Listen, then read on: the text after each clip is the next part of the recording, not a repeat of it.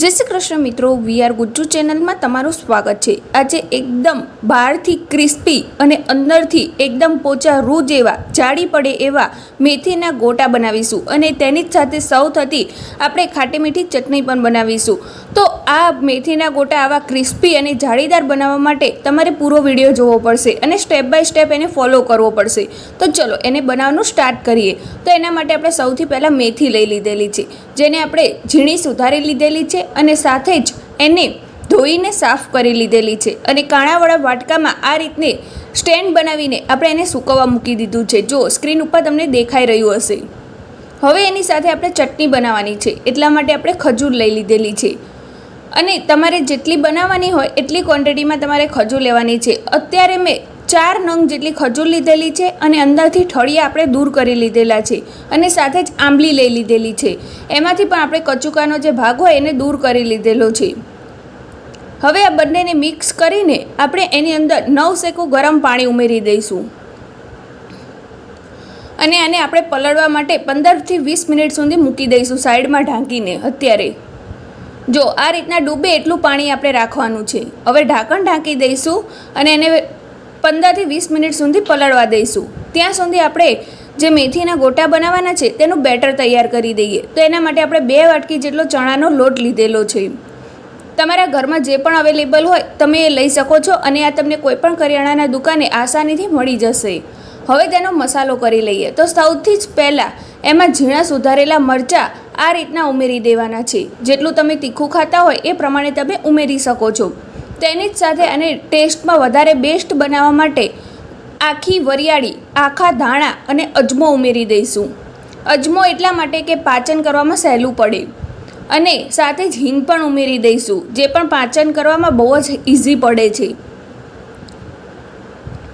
આટલી વસ્તુ ઉમેરી દીધા પછી આપણે બાકીના મસાલામાં હળદર પાવડર અડધી ચમચી જેટલું લાલ મરચું પાવડર, સાથે જ અડધી ચમચી જેટલું ધાણા જીરું પાવડર અને હવે આપણે સ્વાદ અનુસાર એમાં મીઠું ઉમેરી દઈશું। અત્યારે મેં 2 ચમચી જેટલું ઉમેર્યું છે, બાકી તમારા ઘરમાં જેટલું ખાતા હોય એટલું તમારે ટેસ્ટ અકોર્ડિંગ ઉમેરવાનું છે। હવે તમારે આમાં ખાંડ ઉમેરી દેવાની છે, આ બધા ટેસ્ટને બેલેન્સ કરવા માટે। અને મેથી પણ સહેજ કડવી હોય છે એટલે સરસ મજાનો ટેસ્ટ આવે એટલે આમાં ખાંડ ઉમેરવી બહુ જ જરૂરી છે। હવે આ બધી વસ્તુને આપણે સારી રીતે મિક્સ કરી લઈશું।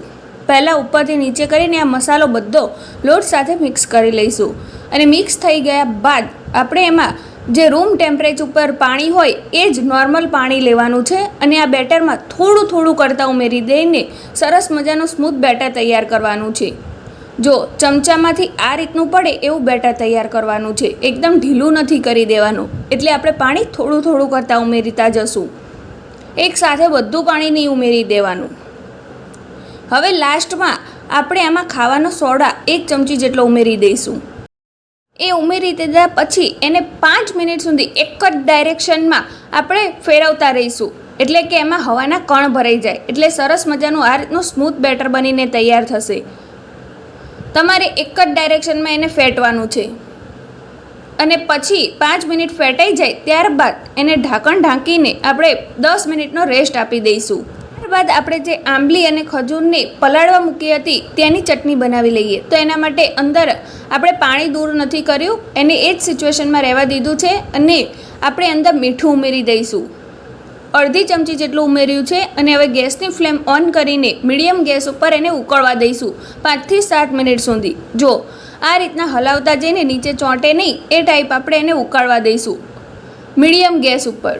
તમારે કુકરમાં પણ વિસલ કરવાની જરૂર નહીં પડે અને સરસ મજાની આપણી ચટણી બનીને તૈયાર થઈ જશે। જુઓ હવે 5 થી 7 મિનિટ પછી તમે જોશો તો જો ખજૂર સારી રીતે અને આંબલી પણ સારી રીતે બફાઈ ગઈ છે। એને આ રીતના ચમચીથી તોડીએ તો એના 2 ભાગ થઈ જાય છે, એટલે આ રીતના સિચ્યુએશન થાય એટલે આપણે એને ગેસની ફ્લેમને બંધ કરી દઈશું અને એને થોડુંક ઠંડુ થવા દઈશું અને આ ઠંડુ થઈ જાય અને રૂમ ટેમ્પરેચર ઉપર આવે એટલે જો આ રીતના એકદમ મસ્ત મજાનું ઠંડુ થઈ ગયું છે। હવે આપણે એને ચેક કરી લઈએ। તો જો આ રીતના આપણે એક ડીશમાં લઈએ અને આપણે ખજૂર અને આંબલીને આ રીતના તોડીએ છીએ તો એના 2 ભાગ થઈ જાય છે। જો હાથથી મસળીએ તો પણ સરસ રીતે એના 2 ભાગ થઈ જાય છે। જો એટલે આ પરફેક્ટ સિચ્યુએશન છે આપણી ચટણી બનાવવા માટેની।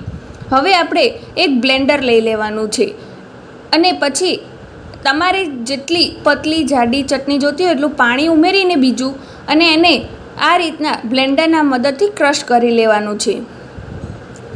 અને આ રીતના ક્રશ થઈ જાય પછી એક કોઈ પણ આ રીતના કાણાવાળો ચાયણો રાખવાનો છે અને એને ગાળી લેવાનું છે, એટલે અંદર જે પણ કચરો હશે એ બધો દૂર થઈ જશે.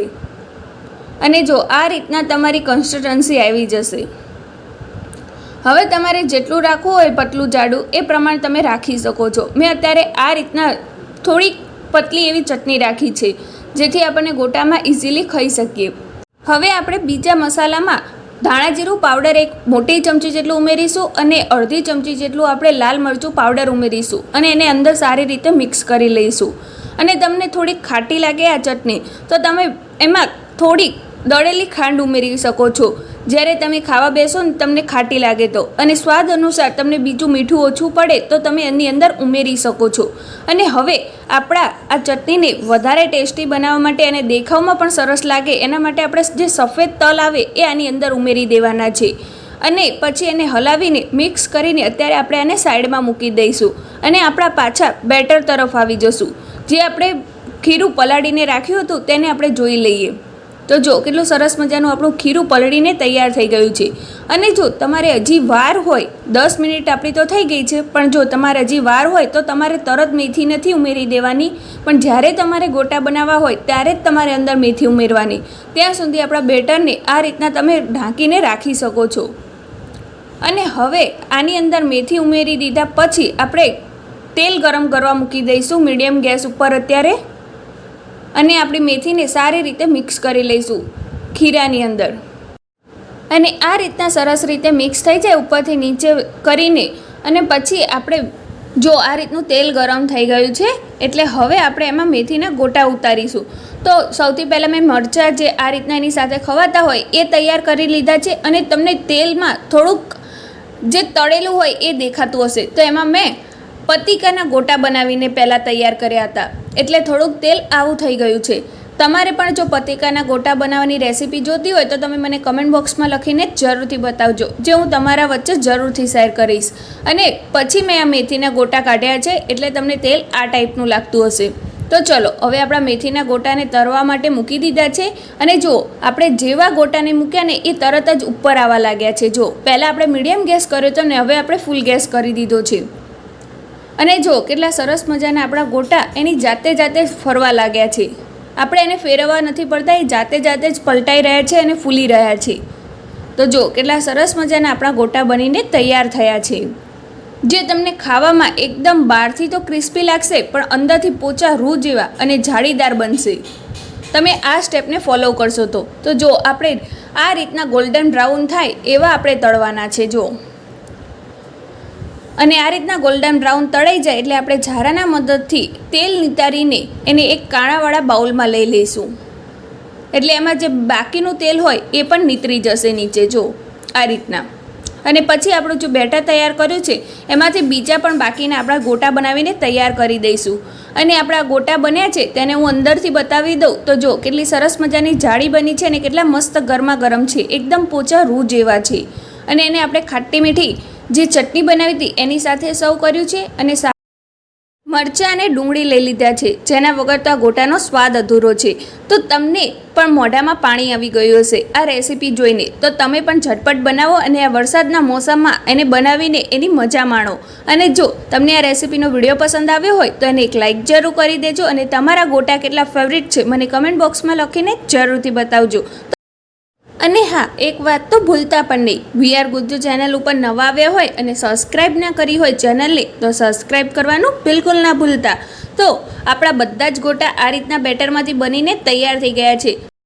તો તમે પણ ચાલો વરસાદની મોસમમાં ગરમા ગરમ મેથીના ગોટા ખાવા માટે. તો ચલો આપણે મળીએ નવા જ વિડીયો સાથે. ત્યાં સુધી બાય બાય.